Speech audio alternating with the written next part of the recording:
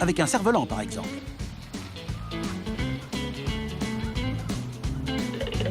Pour éviter que votre fils ne s'envole, voici quelques conseils.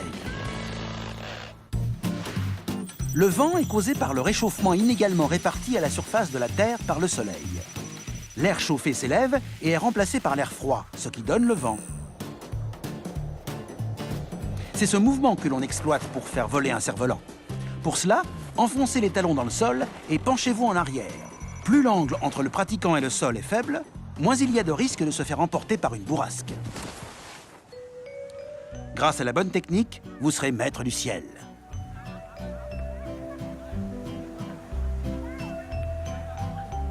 Dans le cas contraire, le vent vous projettera dans les airs, puis vers le sol. Lui, il a l'air plutôt costaud, et il essaie de partir en arrière.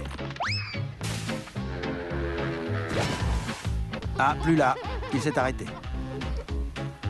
Savez-vous que le cerf-volant peut être si dangereux qu'il est interdit au Pakistan? Elle n'est pas au Pakistan, mais on devrait sans doute lui interdire quand même. Eh, regarde, Hailey. Lui aussi, il va se planter. Croyez un peu en vos amis. Va rigoler, oui. Bon, d'accord.